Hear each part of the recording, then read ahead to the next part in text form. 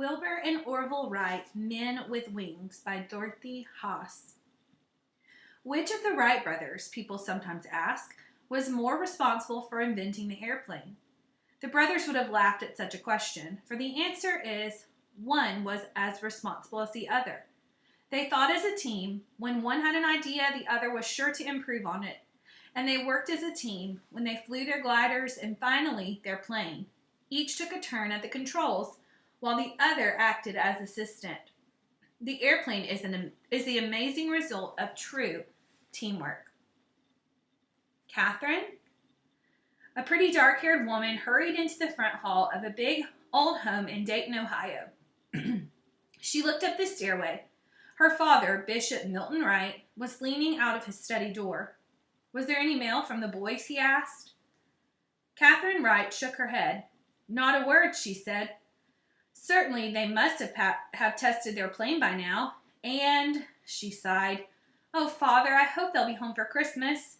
Why, it's only a week away, and Christmas just wouldn't be Christmas without Wilbur and Orville here at home. Careful, watch that wing. Some wind must be blowing up to 25 miles an hour. Fasten those ropes. 7 men crowded around a machine, a flying machine on a lonely strip of beach at Kitty Hawk, North Carolina. They were trying to keep the machine from being carried away by a wind that whipped the sand into the clouds around them. 5 of the men wore seamen's clothing. They were from the life-saving station of Kill Devil Hill at Kitty Hawk. The other 2 men wore business suits and high starched collars.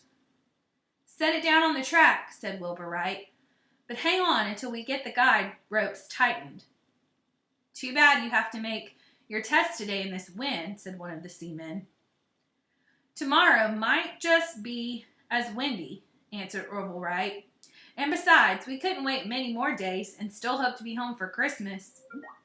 They fastened the ropes to the airplane and stood back. The wind quieted for a minute.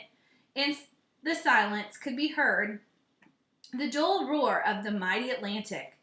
The lonely cries of seagulls echoed overhead. My stomach says it's nearly noon, said one of the seamen.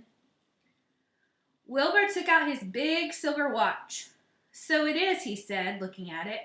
Well, let's just try once more before we stop to have something to eat. It's your turn to fly the machine, Will, said Orville. Remember to use a light hand on that rudder. It was December 17th, 1903.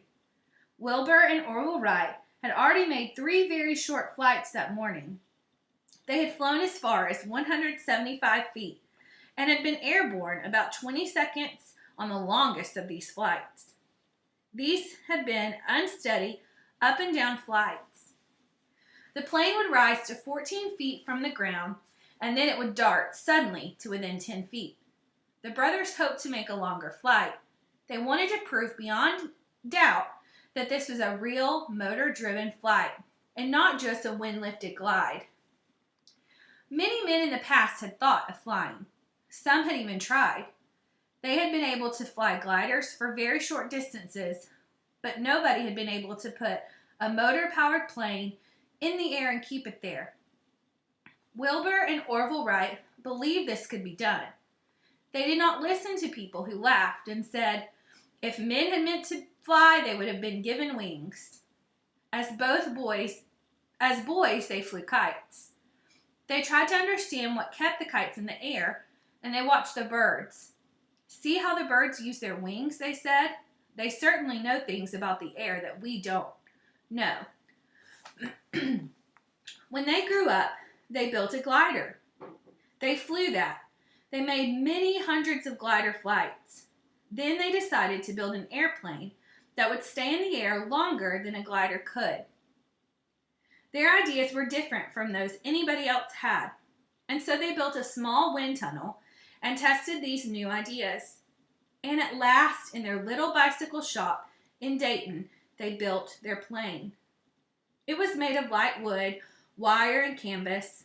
Even using these light materials, they figured it would weigh nearly 750 pounds with a man in it.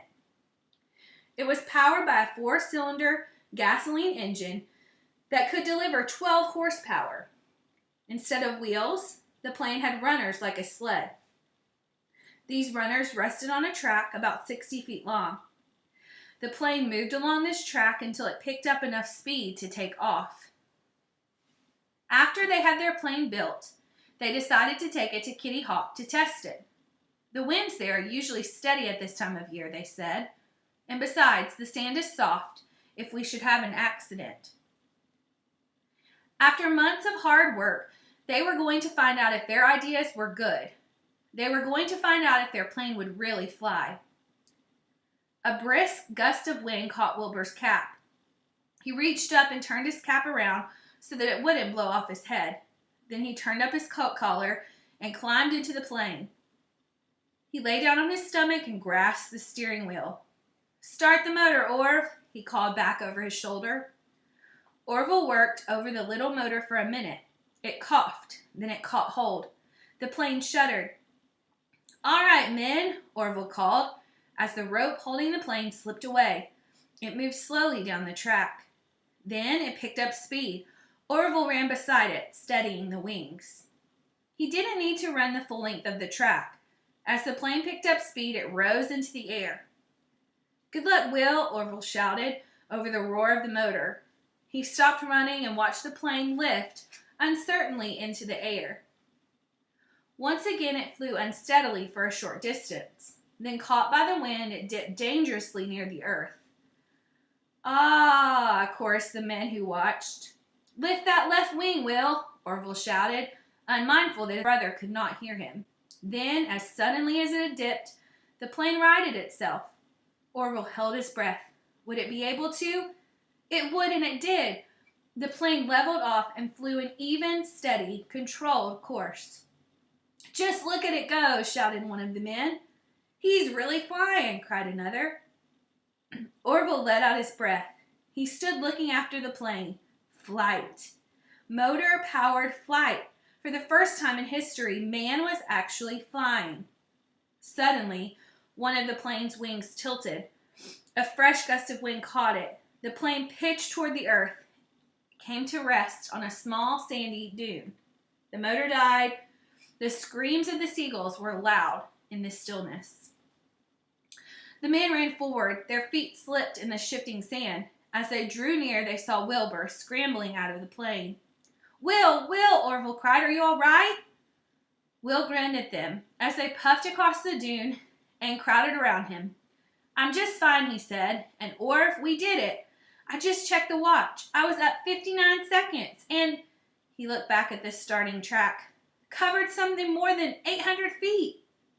The seamen pumped the brothers' hands. "Congratulations," they shouted. "Most amazing thing I ever saw," said one of them in wonder. He glanced up at the seagulls soaring overhead. "Not quite as spry as them gulls up there," he laughed. "But I wouldn't doubt," he said, looking from one brother to the other, "that soon you men will be out flying them birds." Bishop Wright looked up from the slip of yellow paper that had just been delivered to him. He was smiling. "It's from Orville," he said. "They flew their plane. It says here that they made 4 flights in it." Catherine clasped her hands. "Oh, Father," she said, "how very happy they must be. I'm proud of them." "And," Bishop Wright went on, "you'll be pleased about this, my dear. He says they'll be—" Catherine's eyes sparked. She didn't give her father time to finish the sentence. She flew to the dining room door. "Carrie," she called, "will you order extra big turkey, please? Mr. Orville and Mr. Wilbur will be—" She turned and flashed a smile at her father. "Home for Christmas."